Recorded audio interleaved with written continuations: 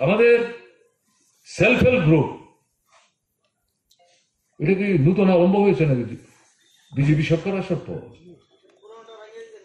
এটা তো ডক্টর মনমোহন সিং এর সময় থেকে আরম্ভ হয়েছে। সেলফ হেল্প গ্রুপের কর্মসূচি বাস্তবায়নে ছোট্ট রাজ্য হওয়া সত্ত্বেও ত্রিপুরায় সারা ভারতবর্ষের প্রথম 7-10টা রাজ্যের মধ্যে অন্যতম সাফল্যের স্বাক্ষর সেখানে রাখতে পেরেছেন। আমাদের সরকারের সময় আমাদেরও মূল লক্ষ্য ছিল মহিলাদেরকে সবচেয়ে বেশি সেলফ হেল্প গ্রুপে আনো, স্বয়ংবর করো, তাদেরকে উপার্জনে সক্ষম করো, তাহলে ছেলেরা মেয়েরা তাদের দিকে তারা নজর দেবে। হ্যাঁ, শুধু স্বামীর আয়ের উপর নির্ভর করবে না, এবং এটা পরিবারের মধ্যে একটা স্বাস্থ্যকর পরিমণ্ডল তৈরি হবে, অর্থনৈতিক অবস্থার মধ্যে পরিবর্তন আসবে। আমরাই তো উদ্যোগ নিয়েছি। আমাদের তো মনে আছে, আমাদের মন্ত্রীরা, মুখ্যমন্ত্রী সহ মন্ত্রিসভার সমস্ত মন্ত্রীরা সারা ত্রিপুরায় ব্লকে ব্লকে গিয়ে ডিস্ট্রিক্ট ম্যাজিস্ট্রেটকে সাথে নিয়ে এবং গ্রামোন্নয়ন দপ্তরের অফিসারদেরকে সচিবদের সঙ্গে রেখে ঘুরে ঘুরে ঘুরে ঘুরে সেখানে মহিলাদেরকে আনার চেষ্টা করেছেন এবং সেই জায়গায় তদবির তদারকি করার চেষ্টা করেছেন। সেখান থেকে উঠতে উঠতে এখন তারা যে প্রোগ্রামটা কার্যকরী করছেন, এটা তো আমাদের সরকার থাকার সময় শেষের বছর শর্মা ধর্মনগরের ছেলে, আমাদের যে একসময় স্পিকার ছিলেন, তার সন্তান, ওয়ান্ডারফুল অফিসার অরূপ শর্মা, সেই সমস্ত শেষের যে মানে ছকটা সর্বভারতীয় আন্ডারস্ট্যান্ডিং এর ভিত্তিতে ত্রিপুরায় ছক রেডি করেছিলেন।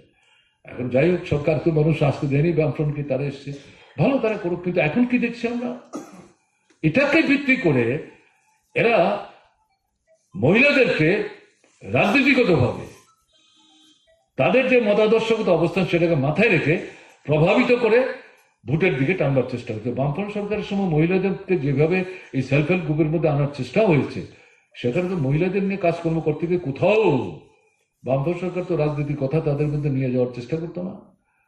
স্বাধীন, আপনারা নিজের পায়ে দাঁড়ান, উৎপাদন করুন।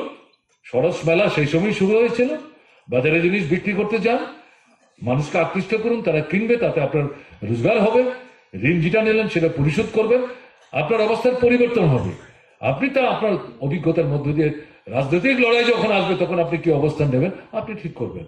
ওখানে তো অন্য কোনো দলীয় রাজনীতির সুযোগ ছিল না। এখন কি হচ্ছে, এটা সেলফ হেল্প গ্রুপের সুযোগ তাদেরই দিচ্ছে যারা বলছে আমরা বিজেপি মিছিলে যাব, মিটিং এ যাব, স্বাক্ষর করছে, মেম্বারশিপ নিচ্ছে। তাদের মেম্বারশিপ তো সারা রাস্তাঘাটে, বাজারে, হাটে, সব জায়গায় তারা মেম্বারশিপ করে, এটা তাদের পার্টির দস্তুর। এ নিয়ে আমাদের বলার কিছু নাই, আমাদের দস্তুর অন্যরকম, পদ্ধতি অন্যরকম, ঠিক আছে।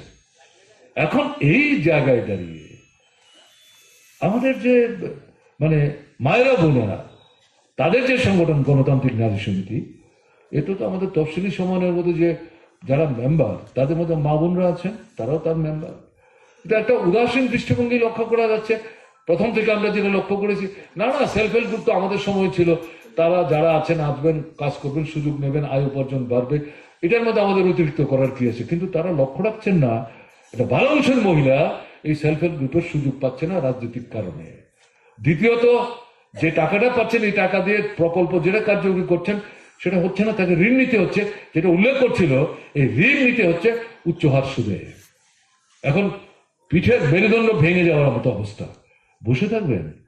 পলিটিক্যালি তাদেরকে এক্সপেক্ট করছে, এবং ভোট, মহিলাদের ভোট তারা যাই পেয়েছেন, যে 20 ভাগ বা 25 ভাগ, তার মধ্যে একটা উল্লেখযোগ্য সংখ্যা ভোট কিন্তু মহিলাদের ভোট। প্রধানমন্ত্রী নিজেই স্বীকার করেছেন গত লোকসভার নির্বাচনে, বিশেষ করে মহারাষ্ট্রের নির্বাচনে, বিধানসভার পর মেয়েরা বেশি ভোট দিয়েছেন এই সেলফ হেল্প গ্রুপ।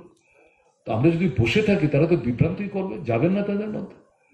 তফসিলি সমন্বয় ঠিক আছে, তফসিলি সমন্বয়ের অন্তর্ভুক্ত আমাদের যে মায়েরা বোনেরা নারী সমিতির সঙ্গে যারা যুক্ত আছেন, যদি নাও থাকেন তফসিলি সমন্বয় করছেন, নারী সমিতির নেতা কর্মীদের সাথে নিজেদের যুক্ত করে ঢুকুন ওখানে।